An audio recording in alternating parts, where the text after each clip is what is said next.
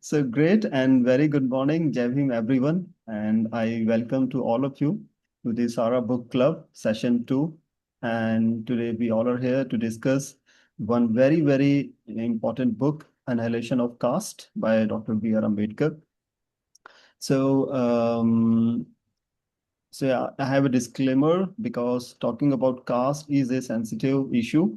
So I'm just reading it and I'm sure you are going to definitely follow it. So just bear with me. So this presentation has been prepared for the SARA Book Club session 2 as part of an internal academic discussion on annihilation of caste by Dr. B.R. Ambedkar. Caste is a sensitive and deeply personal subject. So all views expressed during this session are those of individual participants and don't represent the official position of SARA or any of its affiliated persons or programs. SARA bears no responsibility for opinions shared in the course of this discussion. All participants are requested to engage with kindness, respect, and restraint. Language that is provocative, discriminatory, or hurtful toward any community, caste, or individual has no place in this space and will not be encouraged.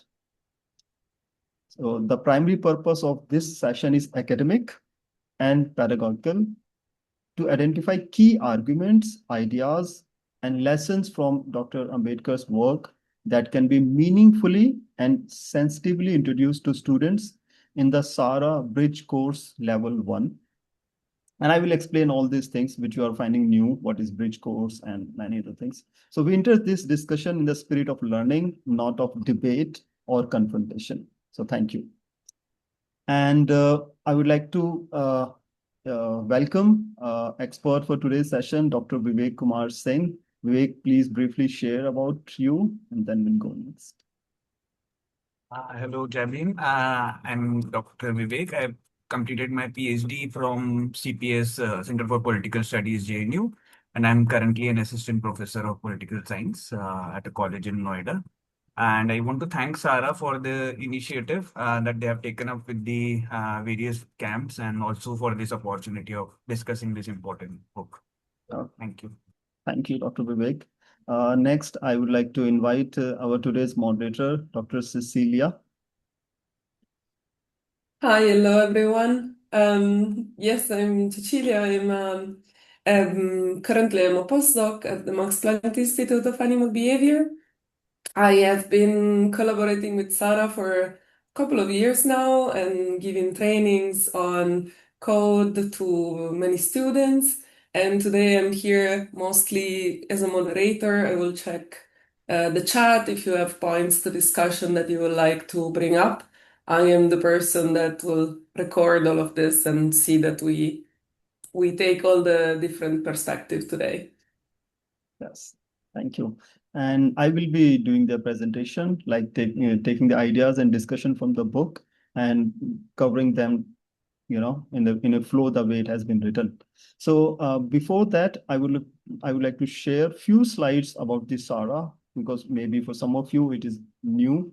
So SARA is an institute which comes from the two Bahujan leaders, Mata Savitribai Phule and Mata Ramabai Ambedkar. The Sa comes from Savitribai ji and Ra comes from Ramabai Ambedkar ji.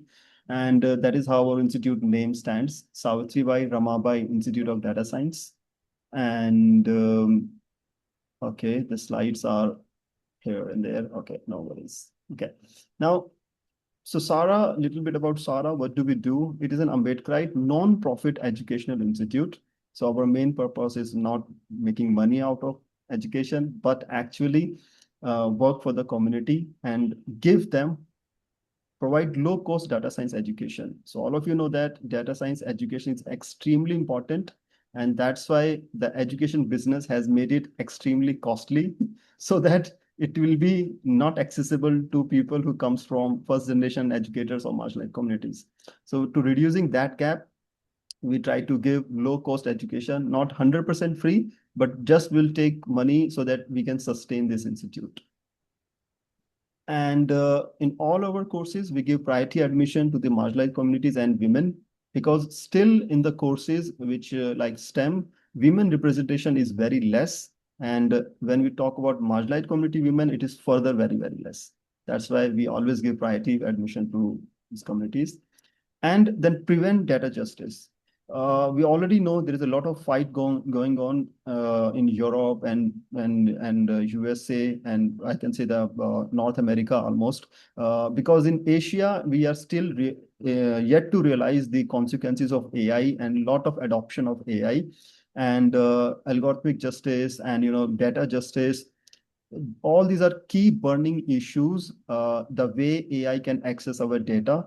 And people from marginalized community like me, if we don't understand how coding works and how actually, how coding works, then we will not be able to position to understand this new form of discrimination. So these three tasks, I think we are trying to do through SARA in last 3 years. We started in 2023. So this is fourth year we are going. Now, these are few glimpses of our students and our courses. Let me write this little bit if that helps. Yes, I guess. Okay. So this is our summer school. That is the first step, when we start from the zero, exactly scratch. Anybody who has no experience of maths, coding ever, they just need to come to us at SARA in Dr. Ambedkar Bhavan, Sonipat, and we teach them from the scratch for 5 days. Completely offline. I teach maximum of the time, and then I invite expert speakers like Dr. Cecilia to give expert sessions also. So this was the first and the second, and then we have second step, which is statistics. So 5 days, because many students who are first generation learners, they are afraid of quantitatives. I don't know, maybe that's why most of the studies you find about the marginalized communities are qualitative studies. Maybe I'm saying, I'm not sure why, but statistics is a very important part of today's, to understand the today's flow of information, because everything comes through numbers, graphs. So how do we understand that? So we teach statistics, that is the second step. And then third, in the March, we teach how to communicate your research using the data science tools. We, like making slides, making your own personal websites, all these things. And this March, our bootcamp is 100% free for all the women, because it happens to be International Women's Day in the March. So it's completely for all the women, they need not to pay anything. So, and this year's first event is the summer school, and which is starting from 22 to 26 July now, within 2 weeks or sometime. So, and we are very excited. We have a fantastic faculty, online faculty. They will be teaching online, and 2 people will be coming offline also from Jaipur and from Gurgaon, and 3 people from US, Australia, UK. They'll be teaching online. So the purpose is, see, I will teach offline here 9 to 5, but I also invite somebody who has used R or other coding or open source language in their research and personal work, and how it has helped them to grow. So when students can sit in the class and then they listen to somebody who is outside the class, an expert who's really getting benefit of learning this. And first of all, they don't have formal education in coding. Like I don't have formal education in coding. I learn everything on my own, right? So then it makes more interesting. So if anyone, and see, we have 20 seats because we have that one space only. And for that, we give 7 students 100% free. Some students around 7 to 8 early bird, 2,700. And a regular fee is 4,500 for 5 days of food and accommodation. No charges for the teaching, no tuition fees. This money is just to sustain the SARA so that we can give them fooding and lodging for the 5 days. If anyone of you think you can help us, please, our QR code is here. Please kindly donate to SARA.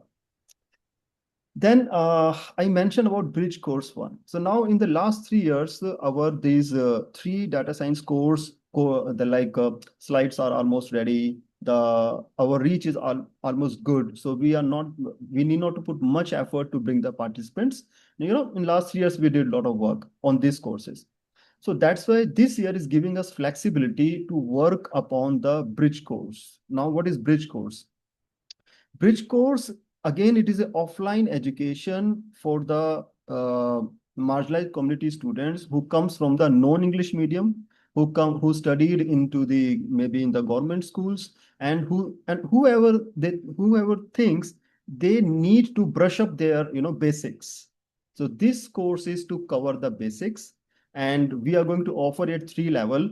level 1, like very, very basics, level 2, intermediate, and level 3, advanced level. So first, now, and that's why, these are the subjects we are going to cover, like social science, science, geography, history, English language, but essentials. At the first level, only the essential.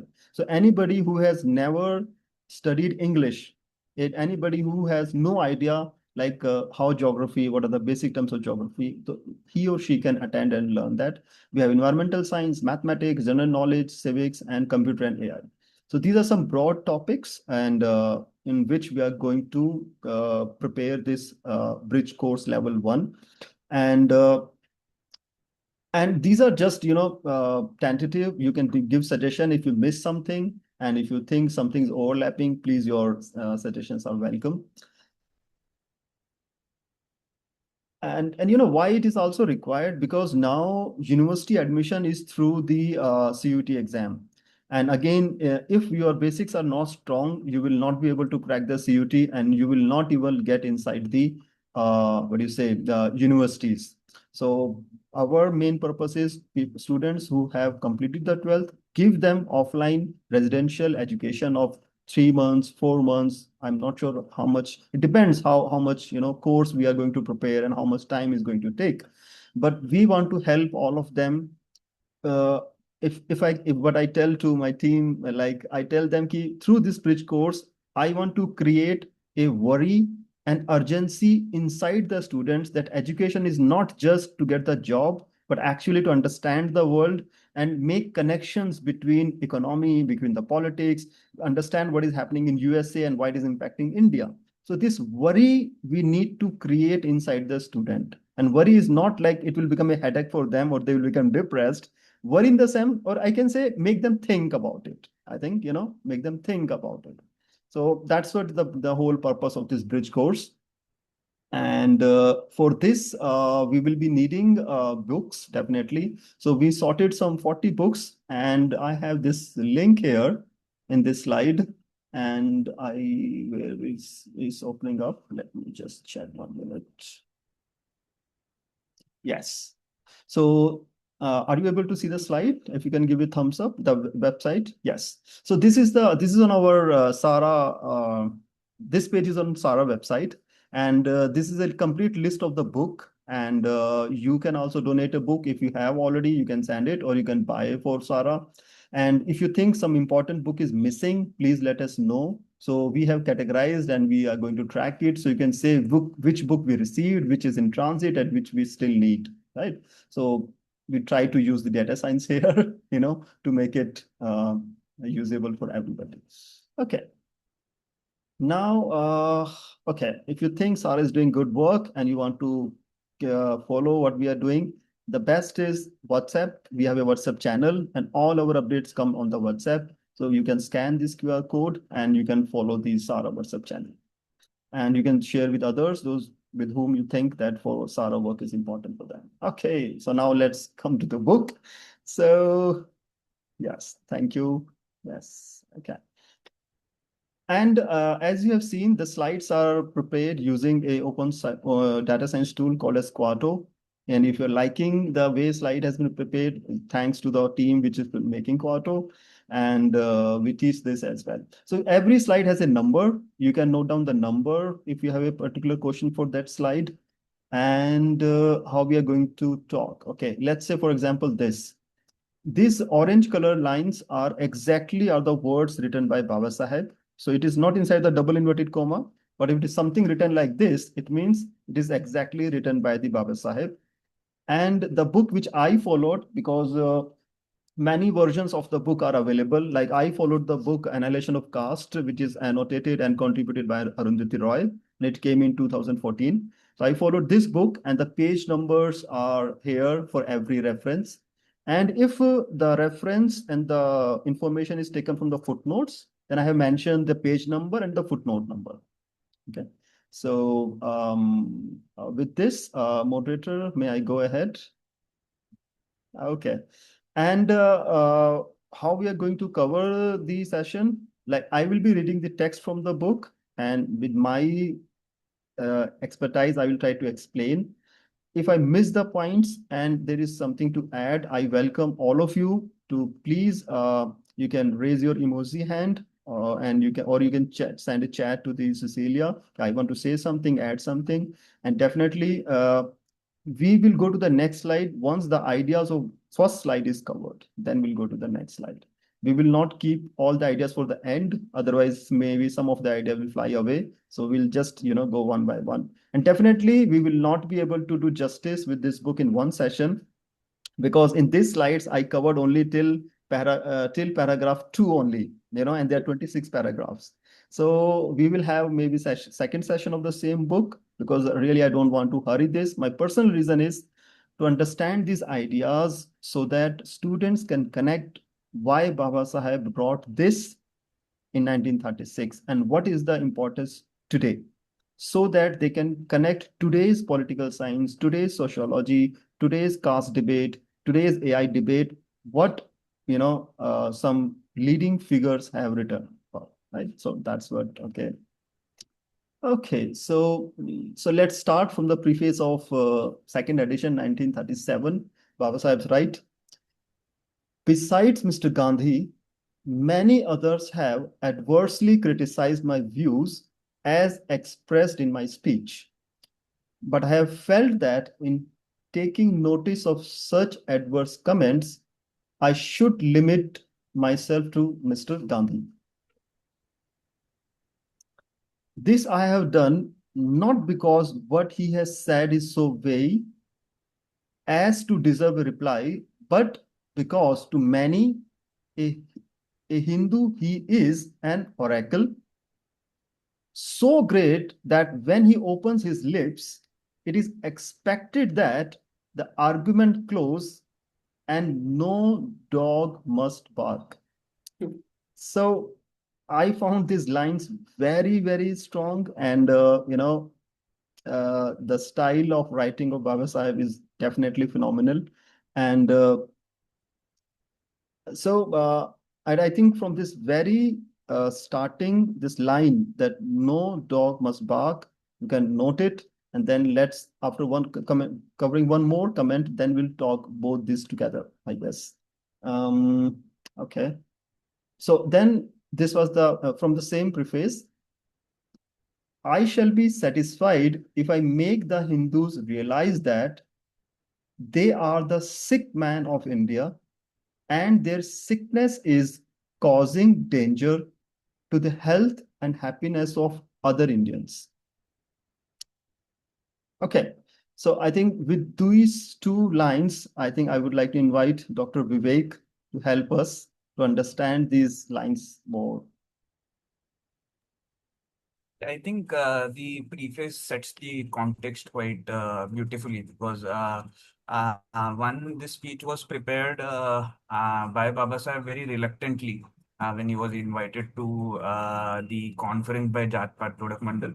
He initially did not want to go, but he then, because there was an emphasis, he decides to go. And since they did not approve of the speech, it eventually got cancelled. So as he had predicted, there was a lot of reaction from both the Orthodox and the Reformist section of the Hindus. And in this edition, the second edition, he's also dealing with Gandhi's response. So Gandhi responds in his journal, uh, saying that, arguing that Varnashram is still good, it's different from caste. And therefore, Ambedkar is also bringing that kind of a rejoinder to Gandhi in this, the new edition that came up in 1937. And I think it also shows how generous Baba Sahib is in some ways, because he's directly dealing with his opponents, who he doesn't really need to deal with. It's in that sense, annihilation of caste is an act of persuasion. So it is trying to engage with the opponent, trying to look at all of their arguments, anticipating what are the points they can say, and then responding to them systematically, eventually coming to his own kind of a vision. So I think this gives us a kind of understanding of what was the purpose of the text that Ambedkar had in mind while he was writing this. So Yeah. Right. And as Dr. Vivek mentioned about Jat Paat Todak Mandal Conference, Jat Paat Todak means breaking of the caste system, and it was a group which was working to reform the Hinduism. And they were having a conference, and Baba Sahib, as Dr. Vivek said, was about to give as a president, he was invited as a president speech. So let's see what Baba Sahib wrote about this. You are entitled to say that my analysis is wrong, but you cannot say that in an address which deals with the problem of caste. It is not open to me to discuss how caste can be destroyed. You know, so there was a letter communication was going on between this conference committee and between Baba Sahib. And Baba Sahib was like maybe surprised also that you are inviting me as a president, and then you are telling me what to say and what not to say. No, that's what I think he is trying. And this is written at page number 200 in this particular book. Okay. And then he say, I cared more for my faith than for any honor from you. You know, Um so again, it's a very strong line coming from uh, from a person who from the marginalized community in India. And because in general, it's been taken care, ki, okay, if we'll give him a president role, he'll be so happy and he will come running. But that was not the case in the Baba Sahib. And he very clearly wrote in a letter, like, I care more about what I believe than any honor from your side. Then this is, I believe, the first time when the appointment of a president is cancelled by the reception committee because it doesn't approve of the views of the president, you know. So he's same time sarcastic and funny and also making his point, you know. And that is the beauty of reading Baba Sahib, that you would never feel bored. It's always an excitement, you know, something.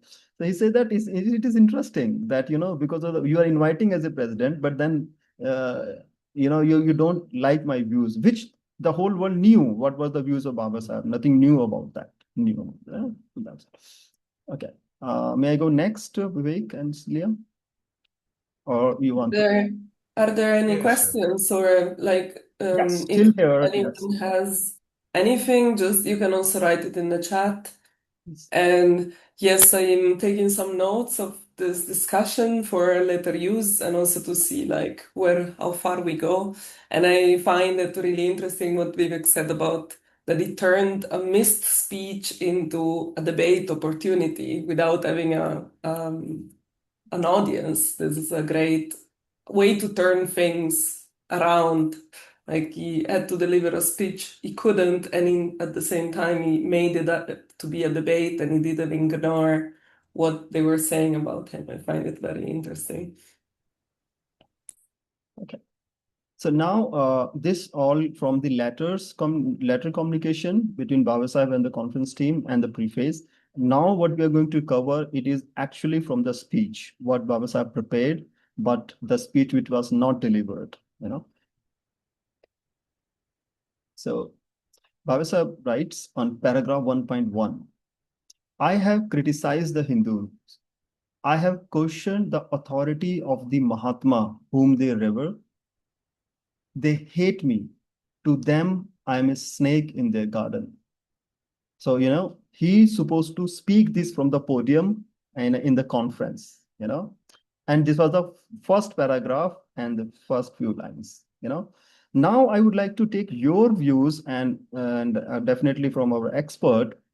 First, we read, no dog should bark. And now Baba Sahib is saying, a snake in the garden. What do we learn from this here? Like, because I am also very interesting to know your views. Yeah, if I can just add to it, Please. I think he's like the usage of these terms is quite interesting because he's also in some ways representing how the untouchables have been understood by other sections of the society. So when he's talking of no dog should bark, he is saying that the voice of the untouchables had been suppressed, or they were treated worse than humans. They were considered subhumans, and therefore they didn't have the right to express anything or question someone like the Mahatma. And here, when he's talking about using the word snake in the garden, I think again this is the kind of reception that Ambedkar got from the national media, from the nationalist leaders of this time, where he was considered so venomous and critical that he is actually dividing the national movement. So I think both the terms are good metaphors for how the community, and especially Dr. Ambedkar's leadership, was viewed by the upper caste of that time. So, But I'm sure, I'm just verifying, is there any historical finding that somebody has like mentioned like Ambedkar is a snake for Hinduism or for India, like anything like that? No, I don't think anybody could dare to do that, but by chance. I'm not sure if this particular term has been used, but that kind of language was definitely there in the national media. Oh, okay. So, yeah. So now, why and why he was thinking himself as a snake in the garden? Because the garden, which actually he's referring to, it is the Hindu caste order, and this was the order, and it is also called as the Varna system. In this Varna system, we have Brahmin at the top. Then second is the Kshatriya. Kshatriya means warriors, the fighters. And then we have Vaishya. These are the businessmen. And then we have the Shudra. Shudra means the servants, the workers, artisans, all come under the Shudras. And these are called as Savarna. And please, I'm not ashamed to accept it. Until we actually read the original text, we have many our self-interpretations. Like I used to thought Swarnam is gold, because Swarn in Sanskrit or Hindi is called as gold, but actually it is not. Here, Savarna means word means category, or Sa means including inside the category, you know. So these are the categories which were inside the, what like I quoted here, those with Varna. Varna means category. A caste Hindu, a term used for those within a fourfold Varna system, right? And a Shudra is also Swarna. Okay, so it's nothing to do with the gold or like not that Swarna. It is Savarna means inside the fourfold. Then another interesting, a footnote from the footnote at page number 29, I came to know this, something called as Dvija. So, and now here is a discrimination in this fourfold, that top three, like the priest, the warriors, and the businessman. These three are considered as Dvija. Dvija means twice born. Okay. So Shudra was not a Dvija. So what I understand from little Google, what is Dvija is, uh, like a Brahmin is born twice. Once is physically born, and second time when they are getting ready to get the education of Vedas and the all Hindu Shastras. So that time they had given a ceremony has been conducted, and they had been given a sacred thread to wear, and that's why it is like the second birth of them. So first birth, the physical birth, and second birth, then at the time when they had given the sacred thread, and they can start learning the Hindu scriptures. That's why they were called as Dvija. So now here discrimination is against the Shudras because they were not allowed. They were not called Dvija, and there was discrimination against the women because women were also not allowed for this. Even inside this, all the four folds, no Brahmin women or Kshatriya women or Vaishya women were allowed, to like twice born. It was not considered twice born. And people like me who were like called as Antyaja, Avarna, last born, or an untouchable, or in modern world we call them Dalit. And thank you so much. I read this text again. I got a lot of clarity. So, and it is called Avarn, outside of the fold, outside of the society. And and today modern term is Dalit, and the people who do all the work which nobody would like to do, like cleaning and related to sanitation, or clearing the dead animals, anything which people don't even like to see. You leave the question of doing it. So that's why sometimes even they're supposed to work in the night time, so that if you're cleaning the dead animals, you do in the night time, so that people can see you doing that.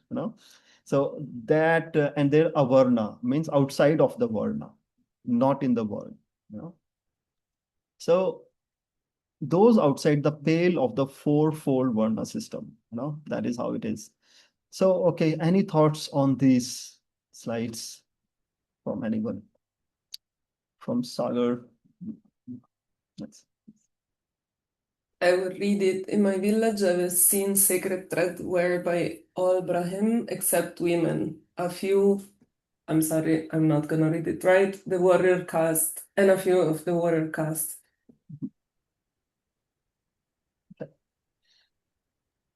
I think one very interesting point that comes from this is something that Baba Sahib talks about later in the speech, the idea of graded inequality. So it's not simply just a division into different classes. It's a graded kind of division. One class is kept over the other class. And even in that, there is a decreasing scale of reverence and rights. So the topmost would have the most rights. So the Dvijas would have the right to wear the sacred thread, as Sagar was also pointing out. But the Shudra would not have that right. Uh, but on the other hand, the Shudra was part of the Varna order, was still part of the Hindu society. But the Antyajaya or the Avarna were outside of the society, and they were treated worse than the Shudras. So this kind of graded inequality makes it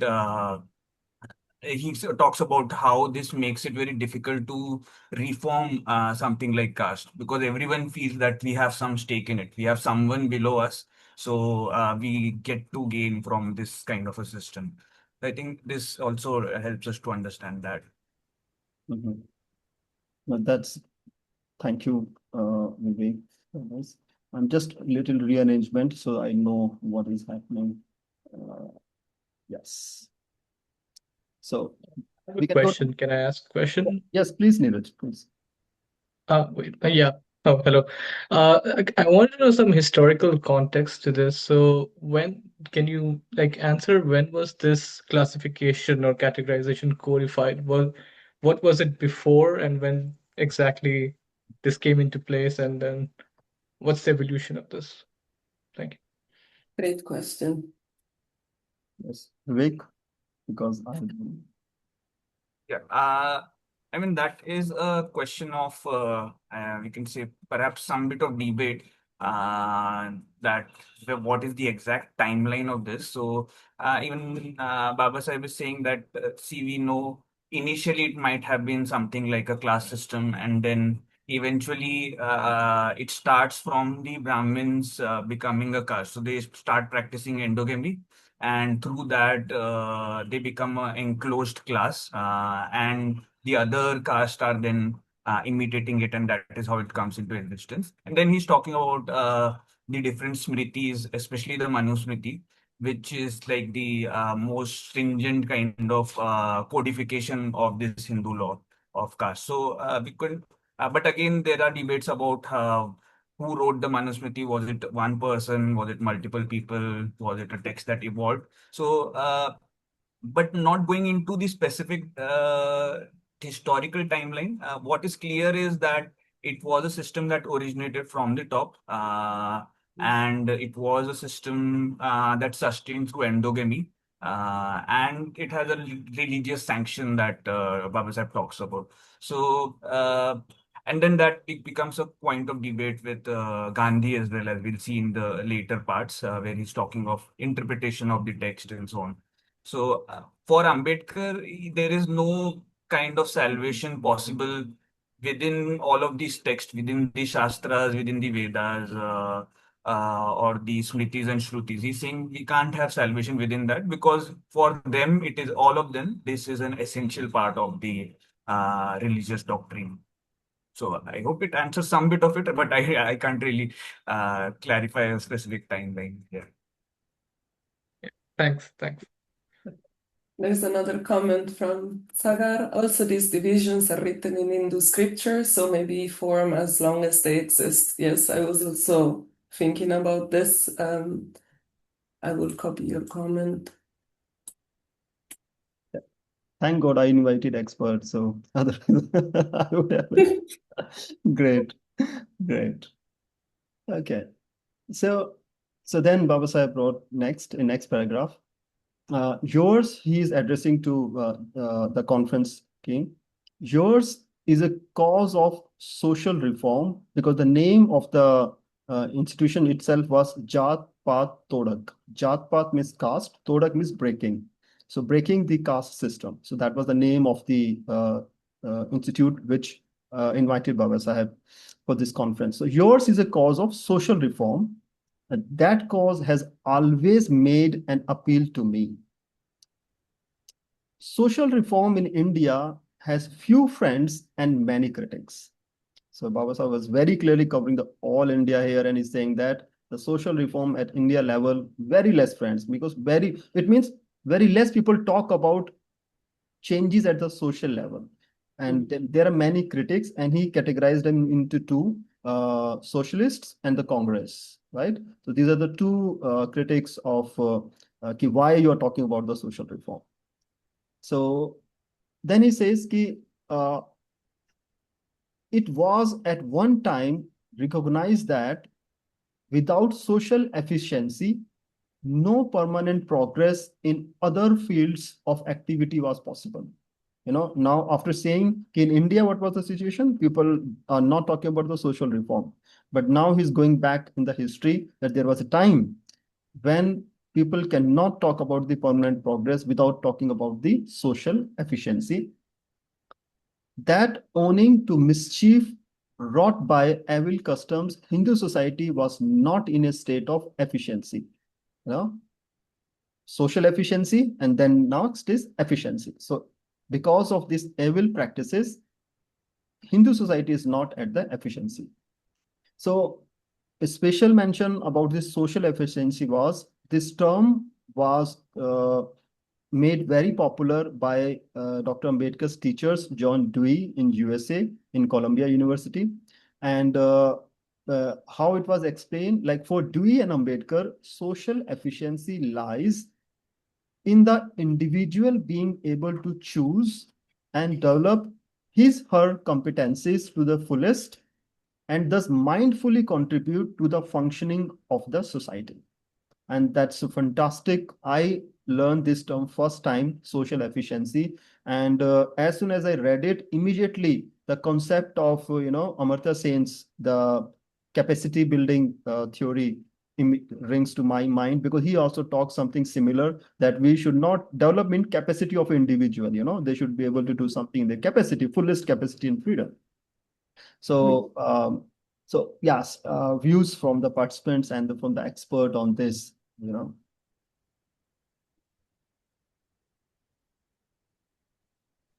I think that this is in line with what we see many philosophers saying across history. What does freedom actually mean, and what does development actually mean? So here Ambedkar is drawing from Dewey and others, and adding to that tradition by saying that it's not just doing what you want to do. Freedom must mean something where you reach your highest potential, highest versions of yourself, and this is only possible in a social order which is not hierarchized and everyone has the opportunity. So like you rightly pointed out, it's also, we can see this similar thread in the capabilities approach, or even in the ideas of Aristotle and Plato, who are talking about the idea of a good life. So a good life would be one where you develop to your highest potential. and you get to do what you want to do. And so it's not a simple form of liberty. So I think we see that philosophical element coming in this part of this speech. I want to note something you just said because I think it's important about one thing is developing to your full potential and then still choose what you want to choose, right? It's not, I think they don't go in parallel because you could, yes, exactly. You could be able to be you could be able to have all the opportunities and still choose to ignore those because those are not what you want to do. And maybe you don't have those opportunities and you would like to because your path is in that direction. And I think you summarized very well, and I wanted to bring it forward because you can have like all the studies and everything and then still decide, no, this is not for me. I want to do something more. I want to farm the land or something that gives meaning to me and my life, which is completely fine. Yes. And I'm sure one more idea is clicking, and I want to share with you. And definitely you must be knowing this. I'm just trying to share. Baba Sahib also wrote in his speech, these categories are like the watertight compartments. Nothing goes from one compartment to another compartment. And that's why at the very first is, able to choose. Because in the caste, you cannot choose. And he's making a full attack ki yes, now social efficiency is to choose. You can choose what you want to do. It is not just by the birth in which caste you came. So that makes very, very beautiful this term. Okay, we go next. Okay, so now Baba Saheb wrote how a little history of the social reformers in India, how they came into existence. So he wrote, the birth of the National Congress was accompanied by the foundation of the Social Conference. And this National Congress is the present Congress in India, it's the same Congress. And so he's saying that when Congress founded, I think 1885, Vivek, if I'm not wrong, it is 1885, and just then 1886, it was also founded Social Conference. So the work of National Congress was to go for the political reforms, to talk about the political reforms. And the work of Social Conference was to work for the social reforms. And then, okay, let's next. The point at issue was whether social reform should precede political reform. So these two groups in India, they worked parallelly, but not in good terms. They always fought with each other for space, for attention, for money, for supporters, for followers, for space, all kinds of fights. So, and the main fight was at the end, Baba Sahib, that which will come first? Some people will say, no, political reform is more important. Some people were saying social reform was more important. And in the now the till the end of present today's session, we are going to talk and justify actually which one should come first, political reform or social reform. That is all coming to, second part of the speech covers this thing. Now, in the course of time, the party in favor of political reform won and the social conference vanished and was forgotten. So I think it's very, very important and benefit of reading the book. We know what actually happened in India, that the conference which was working for the social reform, it did not get the support which was expected. And, there was no followers, no funding, no supporters. All were hooting for the political reform, and that Congress won and social conference lost. That is how it is. And that's where now we are going to talk about social reform first, and we are going to find the reasons how Baba Sahib justified by taking several examples from the history across the world, how across the world social reform always came first and then followed by the political reform or the economic reforms. Okay. Okay. Any questions still here or any views still here? We'll go next. Cecilia, we'll go next. Yeah, I think if everybody is on board, like because I think this topic of social versus political reform is quite interesting, and it will take probably the rest of the session because then yes, I think we should start tackling it, and maybe we will bring it to the next session along with us. Yes.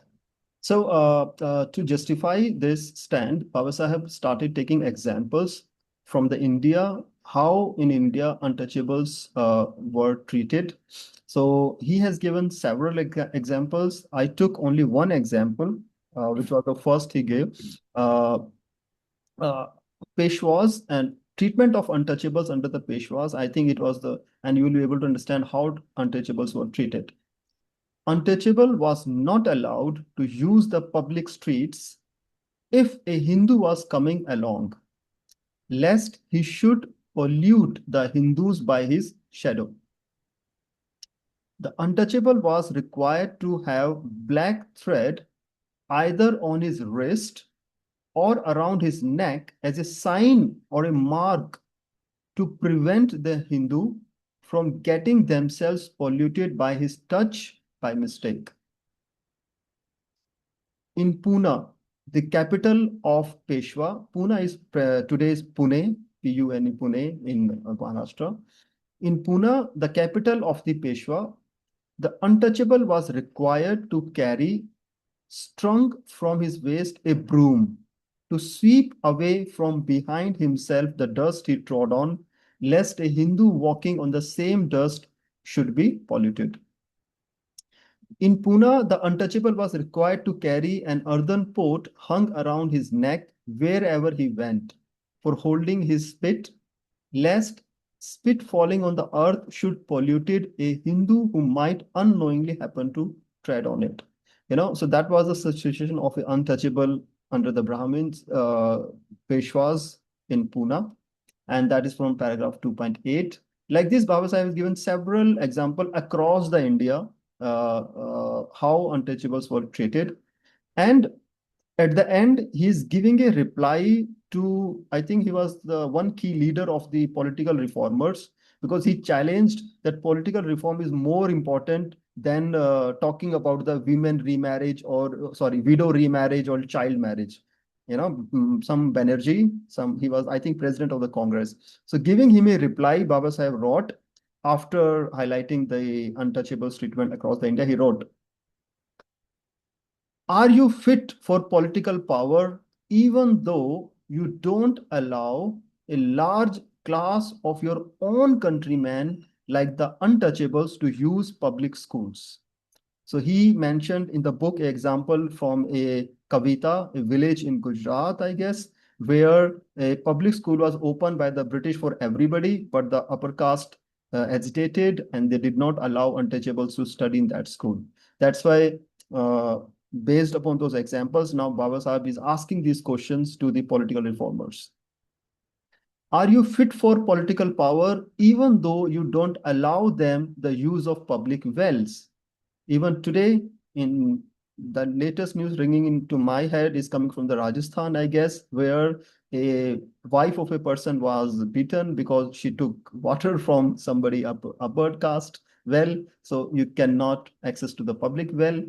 Are you fit for political power even though you don't allow them to use of public streets, like as we saw in the Pune? Are you fit for political power even though you don't allow them to wear what apparel or ornaments they like? There are particular shades and styles of apparels which they publicly prohibited to be wear by the untouchables. Are you fit for political power even though you don't allow them to eat any food they like? Like here, I give an example of a ghee or a fat. So upper caste agitated when they came to know that some lower castes were eating ghee. So they agitated at the food, at the clothes, at the education, and all these are social issues. So I think very beautifully Baba Sahib have written the importance of these issues, as well as and why social reform is more important than the political reform, or what should come first. Okay, yes, Vivek, over to you, please. Yeah, I think this is like directly questioning what was the prevalent view of the time, that we need to fight the British, we need to emancipate India and get political reform. And Baba Sahib is directly questioning this assumption. And he's making this challenge that do you even deserve to be independent if you don't know how to treat your fellow countrymen? So I think by doing this, he is directly engaging with the nationalist. And like you talked about the two conferences, the National Congress and the Social Conference that used to happen simultaneously. And eventually, in I think 1895, what had happened was the Congress party members, they said if the social conference would share the pandal, we'll burn it down. So that was the extent to which uh, people tried to deny the question of social reform. That this is something that we can do later. This is something that we will deal with on our own. And Dr. Ambedkar is giving us a clear warning that no, we can't keep this for later. Otherwise, we have seen what is likely to happen. It's going to be a rule of the upper caste, and such kind of violence will continue. So I think that gives us that is the challenge that he's making to the nationalists at that time. Okay. So then he writes then Baba Sahib writes further, every congressman who repeats the dogma of Mill that one country is not fit to rule another country must admit that one class is not fit to rule another class. I think it's a hypocrisy Baba Sahib was highlighting among the politicians that time, because I think he's talking about what is the full name is this person? Mill? John Mill or Stuart Mill? Yeah, John Stuart Mill. John Stuart Mill. Okay, same. Okay. So his idea was very famous because he was might be against colonization, that no country should, rule another country. And then Indian politicians were quoting same. But then, as Baba Sahib said, but they're not saying that one class should not rule the another class also in the same logic. Okay. So just yeah, to please. add to that, I think this also shows how Baba Sahib uses logic in his writing. So it's not just saying that I don't agree with you. At every point, he'll take the argument of the other side and point out the logical inconsistencies and show that your argument cannot sustain a rational critique. So that we see this across the text throughout several times. So I just thought I'll point that out. That's great. Thank you. Okay, and then now he's talking about social reform in Hindu family, because he at now and from here onwards, Baba Saheb will be explaining why social conference failed in India. Remember that there were two, National Congress and Social Conference. And now he's Baba Saheb explaining why social conference failed in India, though it is important, then why it is failed. So then Baba Sahib saying that social reform in Hindu family. So the problem was, so he says reform of the high caste Hindu family. So the social conference was talking about only reform in the Hindu family of the higher caste, not of everybody. And okay, sorry, I'm just jumping. Just let me go by the flow. Reform of the high caste Hindu family, evils which prevailed among them and which were personally felt by them, like widow marriage, remarriage, and child marriage, etc. That's what Baba Sahib wrote in 2.15 and 2.16. And that was the reason Baba Sahib says the social conference failed, because they were talking only about the social reforms in the high caste families. And they were not talking about the social reform in the Hindu society, the complete society. And what Baba Sahib wrote, the social conference, that's what they here are, they did not stand up for the reform of the Hindu society. The battle that was fought centered around the question of the reform of the family. It did not relate to social reform in the sense of the breakup of the caste system. it was never put in issue by the reformers. That is the reason why the Social Reform Party lost. You know? So and that's a big difference for me here to understand reform at the family level and reforms at the society level. So, and what I understood, uh, that's why everybody say that intermarriage and interdining can help to reduce little bit casteism, but that is not the ultimate solution. The ultimate solution was the structural changes at the level of society, you know. So Baba Saheb's talk about not Hindu family reform, it is the Hindu society reform. And Hindu society reform means talk about the caste system at the broader level and not just the issues at the family level. Uh, to Vivek and Cecilia. Yeah. Yeah, I think once again, Baba Sahib is pointing out to that logical inconsistency that if you're talking of social reform, you can't be selective about it. So, what the social reformist section of the Congress was doing was it was just doing some superficial kind of reforms within the Hindu family, which did not really threaten the larger structure, like you said. It didn't put into question the Hindu scriptures or the values that were there in the Hindu social order. So it was possible to start doing this. It was possible to oppose child marriage and support widow remarriage without really questioning any of the larger Hindu social order. So I think that is what he's pointing to. And if they had done that, if the social conference had actually included that question, then perhaps we would have seen something different, a different kind of an outcome. I am wondering about, because of course a political reform in this context was maybe more welcome, as in like at the time the political reform was like there was the common enemy, right? The colonialism. We have to get rid of that first, and then we can take care of things in house, right? I mean, that's how I understood it. And the misalignment, let's say, about this too, it's of course in goal, but also in um, what they believe in, right? Because for the political reform, I think the vast majority of India's citizens agreed, but for the social one, not. And so that's how also there is this kind of misalignment of like, well, there is more weight here, but of course the reasoning of in this book shows that, well, that it's not like we have to start from the foundation and go up and not the opposite. Yeah, definitely. I think that idea of political reform was always brought in that first we need political independence and then we'll deal with all of these other things. And it also reminds me of a quote towards the end of the text, which is pointing to something similar. So, Baba Sahib ends the speech by saying that yours is a cause much more difficult than Swaraj.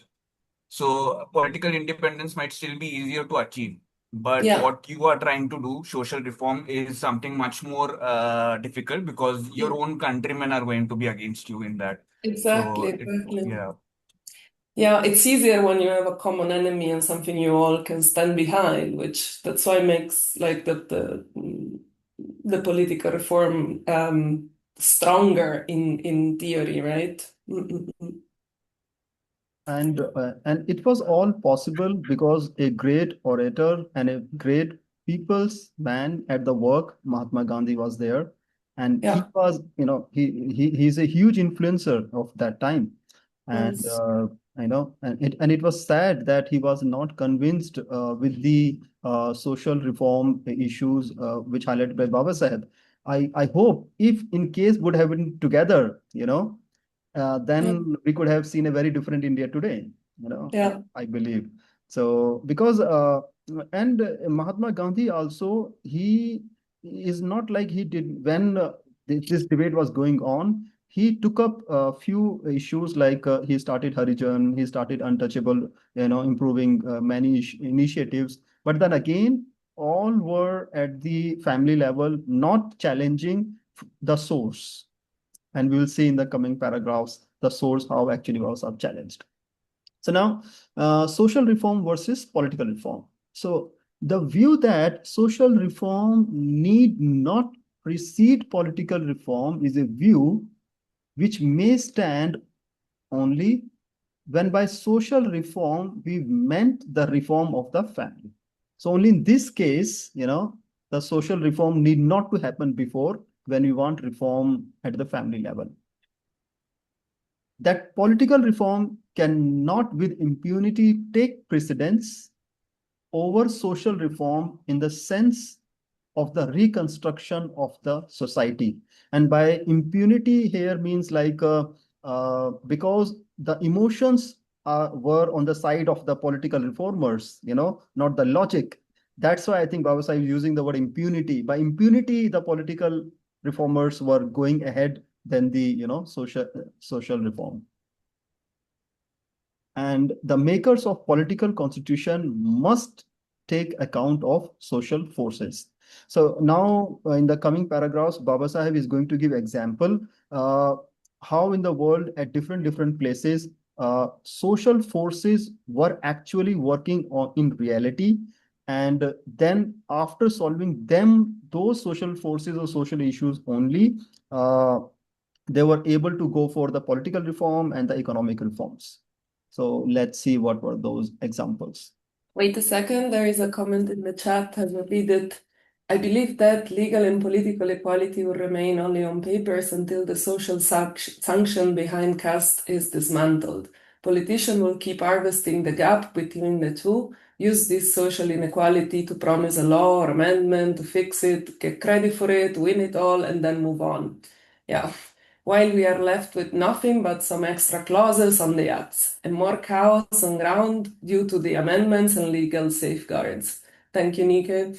This is a great comment. I will save it in my notes. Yes. Thank you, Dr. Nikki. And I guess we are almost half. And I would like to request 4 of our participants, that Anil, Neeraj, and Nikki and Sagar, just to share a few lines about you, and we also know about you. So as per my screen, in my screen first is Mr. Anil. So Anil, just brief, about you, where are zooming from, and yeah. Just a minute. Yeah. Can you see me? Yes. Hello. Yeah. Yeah, hello, good morning, all. Yeah, myself, Anil, I'm a professional IT consultant and I'm staying in Germany, Frankfurt. And recently I'm reading Baba Sahib books. Okay, I have brought this one, this is from Westland. Mhm. Can you see these books? Okay, this is the same Yeah. Annihilation of Caste. I think Dr. Ajay mentioned from Arundhati Rai. Now I am keen to buy this book, but I got this set of 8 books from Westland Books, and I have read this book off. Okay, I would like to continue, and I have some other books also, riddles in Hinduism. Maybe I will have questions later. Okay, and at this moment, I've started reading Baba Sahib books. Okay, thank you. Great, thank you. Dr. Nikki. Hello everyone, good morning. So I'm Nikki. I'm currently at Manipal University, Jaipur, working as an assistant professor.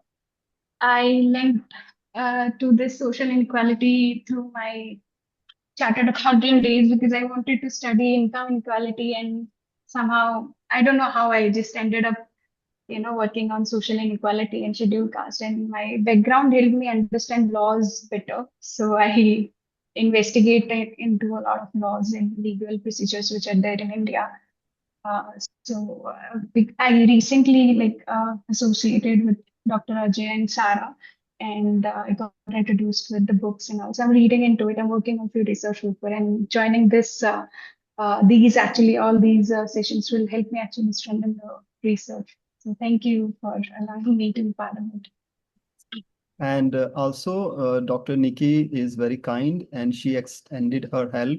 She will be coming in person to teach at the summer school, and she'll be teaching qualitative research using R for a whole day. And thank you so much, Dr. Nikki, for that.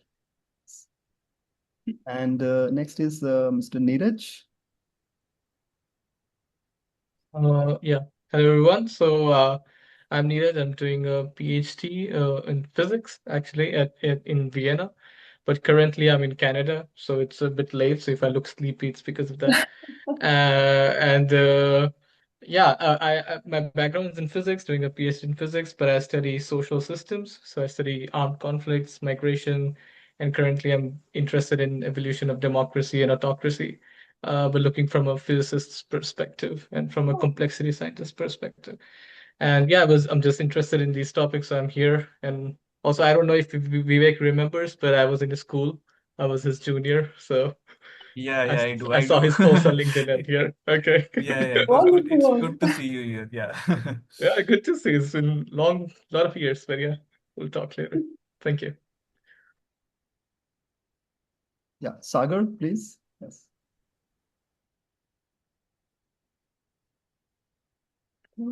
I cannot hear you. Sagar, Not sure. I also can't hear you. Mm, No, sorry. no, it doesn't work. Do you want to type in the chat? Yes, please, Sagar, you can drop a few lines about you in the chat. That Or no? no, Sagar, you can't hear. Sorry. Technology never helps. Yes, never trust 100% technology. So it's all. There's always something. Maybe just wanted to say that because Yes. we are over time, but of course, I mean, we are here. We don't have to rush anything. Okay. So maybe we can wrap up this. Well, I don't think we can wrap up this topic on the social and political reform because it's too big. Mhm. But maybe we can see what's next and then have the last round of questions. I think Anil mentioned that he had also some questions. Okay. Do you think? So you want me to just to summarize the next slides and in the I mean, what do you think? If you have like a big topic next, I would say let's hold it. But if you have like something to wrap up the previous after topic, this, then yes, I would go on. see, after, Depending on the audience, because if you guys need to run somewhere, otherwise we can yes, give if it we, another 10, 15 we have, minutes. yeah, I think we need as per 20 minutes more, I guess, to wrap it with smooth, with some questions and some interaction. After this, we have all the examples for the social reform.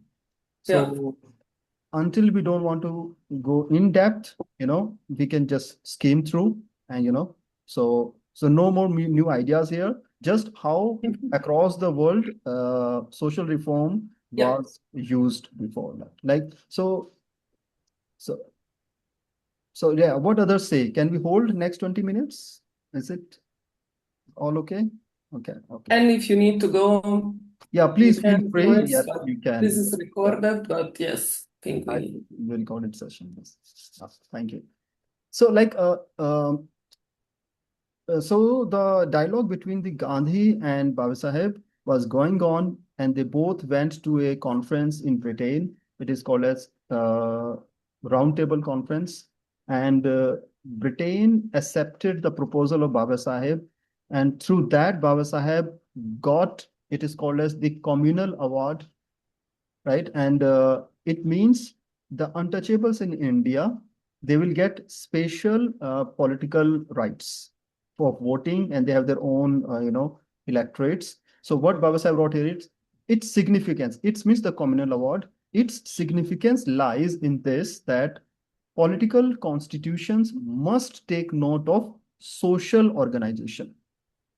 The communal award is, so to say, the nemesis following upon the indifference to and neglect of social reform. So when Baba Sahib found that social reformers are losing in India, he got victory for social reformers from the Britain through the communal award. Now what is communal award? In 16 August 1962, granted separate electorates to minorities, including the depressed class and the untouchables. The Congress and Gandhi opposed this, and Gandhi went on indefinite hunger strike in Pune jail. 24th September, Pune Pact, a very important historical point. the untouchables were allotted reserved constituencies, but not separate electorates, right? So Britain gave special democratic rights to untouchables and depressed classes in India. But then Congress and Gandhi did not like it. He went on a hunger strike. And then Pune, there was a negotiation happened between the. So Babasaheb was not definitely not happy, but he understand the consequences of in case Gandhi died for his people in the country. Then he agreed for reserved constituencies but not separate electorates. Now, I don't know much about technically. I think so. Vivek will the right person to tell us the consequences of not having the complete communal award and how the Pune Pact hampered us and it's still hampering us. So please, over to Vivek. Yeah, so very briefly, the idea of separate electorates and the idea of reserved constituencies. So the idea of separate electorates means that within a society, if there is another section, they should be able to send their own representative, which only they themselves vote for.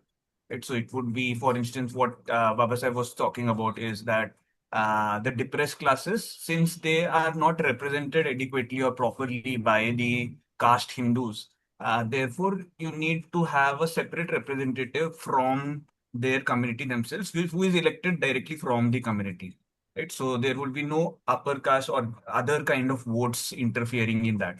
So that is what Dr. Ambedkar argued for in the roundtable conference, and which was eventually given. And uh, when this was given, and the term communal award, it wasn't technically known as communal award. It was something that the nationalists called a communal award because it was seen as divisive, that you are dividing the national movement.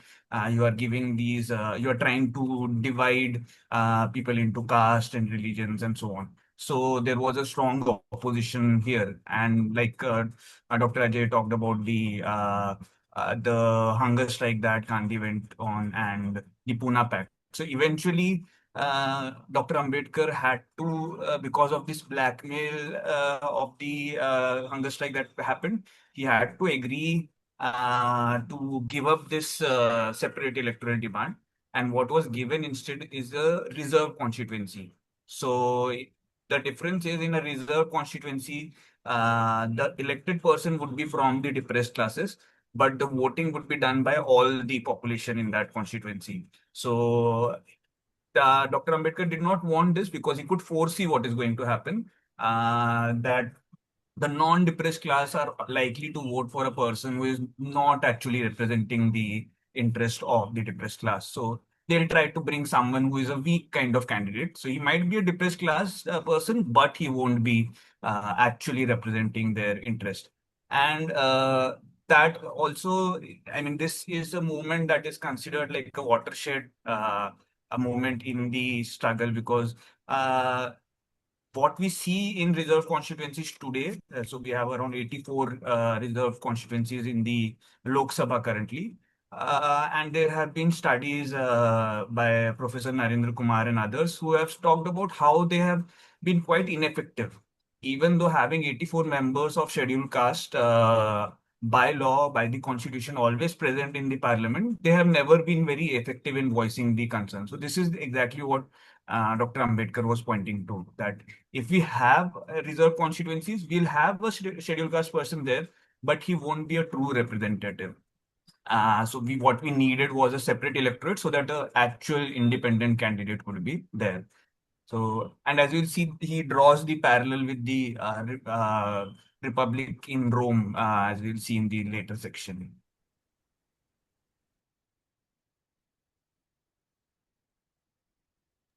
And these rights were given to all the minorities in India, not just the untouchables. It is for the Muslims, for the Sikhs, and for everybody. So, like, then what happened to the rights of those people, whether they got these or not, Dr. Vivek? Yeah, so interestingly, when Gandhi went on a hunger strike, he said that I am prepared to give the separate rights to the Muslims, to the Sikhs, but not to the untouchables. So that is what this statement that is. So only this part was what was amended. So the rights for the other minorities were there, but Gandhi and others were not ready to concede that the untouchables are not part of the Hindu order. So they're saying that this is a direct attack on Hindu social order. Okay. Okay. Okay. Interesting. Okay. So then Baba Sahib gave examples now. Like first example was about the communal award. Like it was a win for the social reform because the whole award was based on the social reform. The second example was from the Irish Home Rule. So there was an issue, and as Baba Sahib wrote, there was a social problem between Catholics in Southern Ireland and Protestants Ulster, which is essentially a problem of caste, even in the Ireland. Home rule, a little history here, which I learned using from the last 2 3 days. Like Ireland was under the British Crown, and it was like they cannot take their own decisions. So then in the Southern Ireland, the Catholics, or you can say like let's bring Catholic later. The island people decided, no, we want to decide on our own. But we can be under the Britain, but we want to decide our own things by our own, our what to eat, how to make policy, what schooling, everything. So, but then there was a resistance within the Ireland, between the North Ireland and the Southern Ireland. So everybody was thinking it was a political problem and they were not able to convince it. But then the later studies showed it is actually not a political problem, but a social problem because the Southern people were Catholics, the people who follow to the Christianity through the Pope and believe in the church. And the Northern were the Protestant, and they Protestant and they follow Christianity in a very different way. So, so there was a social angle here why they were not ready to go for a single style of ruling in whole Ireland because one was Protestant, one was Catholic, very different style of living a life, very different social system, both of them having. And the problem was that Southern Ireland, the Catholics were more in numbers. That's why the home rule was more in debate. But the Protestant, which were less, and in the Northern Ireland, they were less in numbers, but where they were, Ulster is the place, they were majority. So that's why there is a big tussle for around 200 years. And then finally, still, I think there are two different countries within Ireland, Northern Ireland and the Southern Ireland, even today, right? So the point is, by deep analysis, Baba Sahib came to this, that it was not a political problem of bringing home rule, it was a social problem. The example was the Irish home rule. And these are the few things about the okay. Next was the history of Rome. Baba Sahib has given. The Republican Constitution of Rome bore marks having strong resemblance to the communal award. He was saying the way Rome was functioning nicely, the communal award was something like that. The Constitution of Republican Rome has to take account of the social division between the patricians and the plebeians, who formed two distinct castes. Okay, so a little history here. When Rome decided to become little democratic or a republic, so they divided like that, or you can say, I think, let me correct it. The Rome decided to remove the king and bring a different kind of rulership. So two groups were formed. One was called as patricians. These are the people who by birth coming from the noble class. Their forefathers, grandfathers were coming from the, kings or any noble class. And all others than that were called as the plebeians. I hope I'm pronouncing them correctly. So, and then, but then still there were tussle in the Rome. The things were not going correctly because the patricians were getting all the rights because officially they were from the noble classes. So all rights with them. Plebeians have no rights to what to do, how to do, and all the rights were with the patricians. So, but very cleverly, plebeians fought with the patricians, and they got right for themselves. And again, the social angle was at the working. Social angle means the rights in the real life, everyday life, the rights, And so a few things. Patricians, noble families, plebeians, everyone else. So, and it is called as something else, secession of the plebs. So what they did, they cleverly walked away from all the work, because they were in the army, they were in the carpentry, they were in the artisans. So they simply say, okay, we will not work for you. And they used to go to the hill and sit there. And then patricians understood their importance. And like this, patricians got rights from the plebeians. So again, yes, a modern strike, we are not going to work. So, and again, the social angle was at the work here, not the political reasons. And first, these social tensions relaxed, then only they were able to work together. Similar way, there was a agreement between the North Island and the Southern Island at the social level. Then only they were able to, reach to some peace. The next example, I guess, what is here? Okay. Now he's saying, to sum up, let political reformers turn in any direction they like. They will find that in the making of a constitution, they cannot ignore the problem arising out of the prevailing social order. So until and unless we are going to make changes or corrections in the social order, we cannot constitute, a political entity or a body. I mean, that's what he's trying to say. So history bears out the proposition that political revolutions have always been preceded by social and religious revolutions. Now he's going to give few examples. Emancipation of the mind and soul is a necessary for political expansion of the people. And emancipation of the mind and the soul is not possible until you have freedom of thinking, at the social level.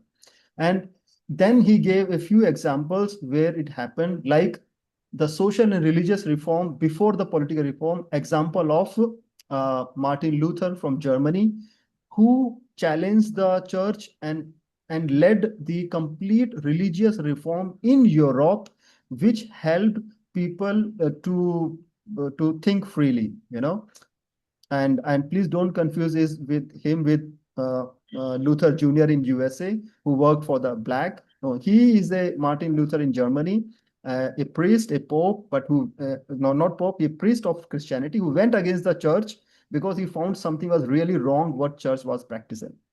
And he really helped in the rise of the Protestants across the Europe and then in America. Then second example he gave is in England, the Puritanism. Again, is the Puritanism founded the New World. It was Puritanism which won the War of American Independence, and Puritanism was a religious movement. Puritanism happened in Britain, the rise of the Protestants, right? And thinking, importance of free thinking, free from the church and the religious dogmas, right? This is a next example. And then he gave example of the Muslim Empire. The same is true of the Muslim Empire. Before the Arabs became a political power, they had undergone a thorough religious revolution started by the Prophet Muhammad. And then later, actually, they went for economic power and the political power. And then he gave examples from India. The political revolution led by the Chandragupta was preceded by the religious and social revolution of Buddha. So Buddha went for the changes and talking about the freedom from the Hindu scriptures, and that advantage was taken by the Chandragupta, and he went for the political extension of India.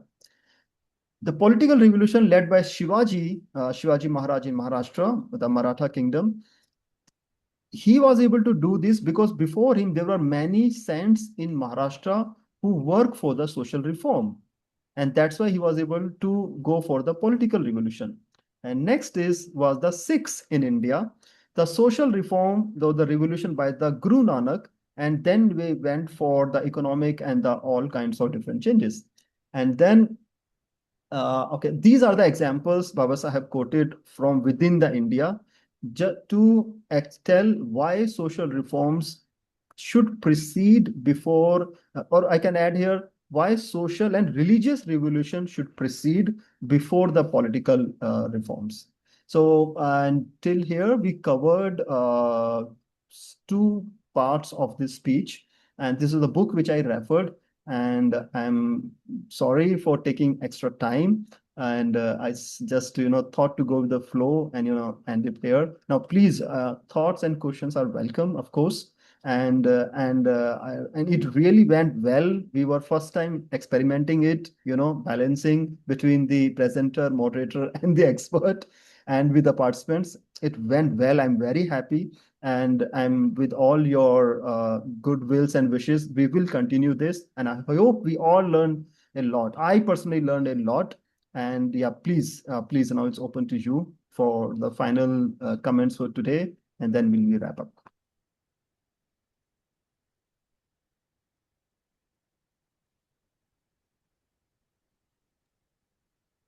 Would it be fine if I just take 2 minutes? I Please, just please, wanted to. please, please, Yeah. please. Yeah. Two the things regarding these examples. One that, for instance, in the case of Republican Rome that Baba Sahib was talking about, yeah, we talked about the strike, right? The walking out of the plebeians. And that actually led to a change in the political system. So what happened was there were two councils that were made, one for the patricians and one for the plebeians. And uh, because of this, so they got a political concession in this in return of their negotiation. Uh, but what Babasar points out too is that even with those political concessions, they were not able to represent their interests properly. The reason being that any of the members of the council, they also had to get the blessing of the Oracle of Delphi. And this was an institution which was controlled again by patrician priests. So, because of the social control, the religious control that the patricians had over the whole society. Because of this, the plebeians didn't really, even with the political concessions, it was not enough for them to actually represent their interests. And I think it becomes important because by this time, Dr. Ambedkar has already secured some form of political representation for the untouchables. But he is saying that this is not going to be enough until we have social reform. And another thing that strikes me is often this text is seen as a text which is specific to the Indian context, that Annihilation of Caste is about India. But we can see glimpses of how there is a global significance or a universal kind of significance to what Dr. Ambedkar is saying. So here we see uh, him using the language of caste to discuss other scenarios where societies have been divided, where there have been strong discriminations between sections. And he's telling us that in general, he's giving us a general theory of how not doing social reform is going to lead to problems. And we can apply this in other contexts as well. We can see this in the case of the US, where there was slavery country for a long period of time. And then even after getting legally abolished, it was not enough. So it eventually led to the US Civil War. Or in India, not dealing with the questions of religious reforms led to all of these struggles. So I think it also tells us that Ambedkar's writing has a universal kind of significance, that societies in general need to have social reform or religious reform in order to have a political reform that actually lasts. So I think that is one way to actually globalize the context of what he's saying.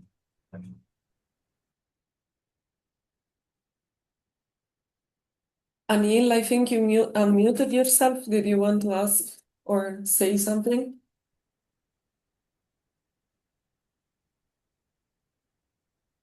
Sorry, question to me?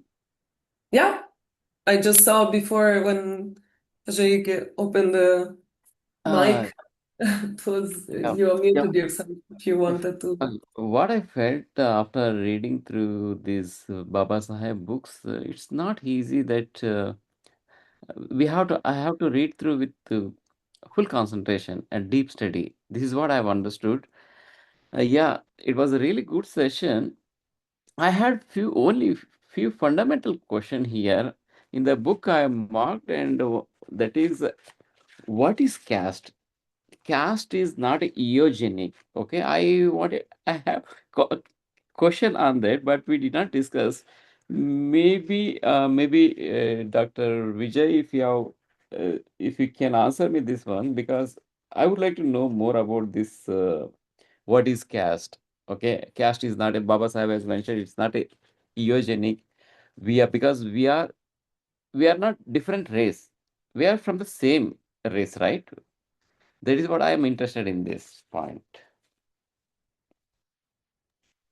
Yeah, I think that part of the speech we did not get to that part.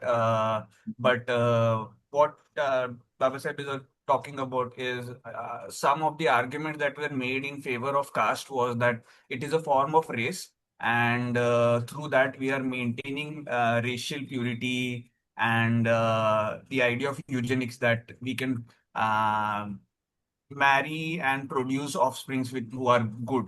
It's you could say a scientific form of racism, right? Which was prevalent. So some of the proponents of caste were also using this kind of argument from eugenics, that see, the upper caste marry upper caste so that the offsprings are of good quality.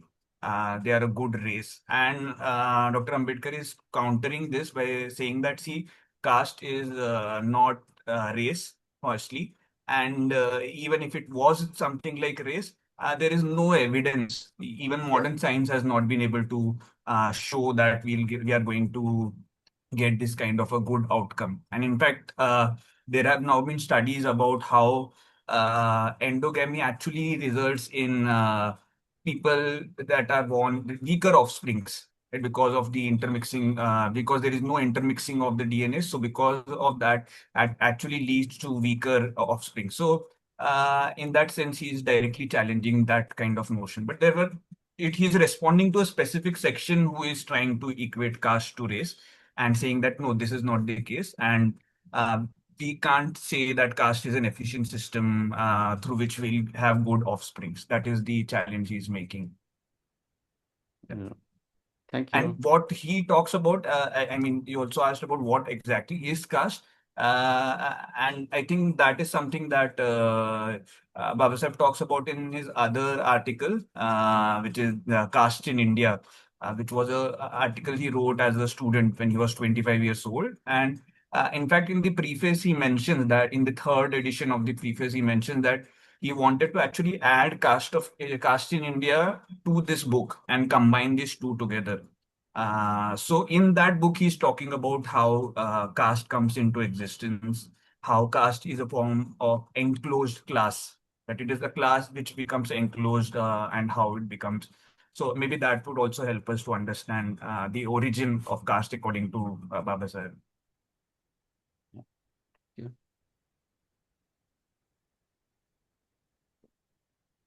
That's it from my side at the moment. Maybe I will have a lot of questions. Maybe we will discuss again in next session, or if we have the same, are we having another session from the same book or different?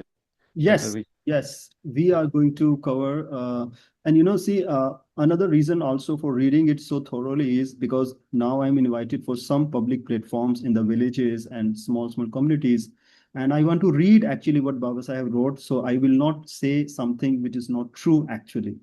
And I think it is true for all of us also, because when we represent Baba Sahib's work, his vision, we should be on facts and not on just on emotions, So that's why it's all this exercise going on, and we can go through this book thoroughly. Maybe like 22, we are starting the summer school, and our next summer, our book club date is 20. So it's very close to the summer school. And so I will let you know if all the preparations were done in advance, and if there is a time, definitely we're going to do. Otherwise, 30 is definitely 3030. Definitely we're going to have a book club, because in the team, I am the only person. I'm the only person taking care of everything, because we can't afford to have a staff. So social media, writing, everything, teaching, I'm doing all alone. And but with your support, definitely. But we are going to cover this book thoroughly. And see, again, I'm telling you, and please help me with this. The main purpose is to get the ideas from the book so that we can teach to the young generation. So that's why I've written a message in the chat. Please write a brief. Just you can write immediately after this session. Don't do anything else. Just 10 minutes. Jot down your main ideas, the rough ideas, the best ideas. And please send it on the email. And then you together will make a study material which is coming from different brilliant brains across the world, and so that we can prepare this study material for the students. Okay. So that will be very helpful. And as I told, in the coming days, we are going to cover the books like from the geography, from the computers, from all the sessions. And definitely for the different expert, the different moderators, maybe the different presenters also. And if you have a book in your mind which you think very essential, so please feel free to let us know. And yeah, anything else? Yeah, please. Cecilia, Dr. Vivek, Dr. Cecilia, yes.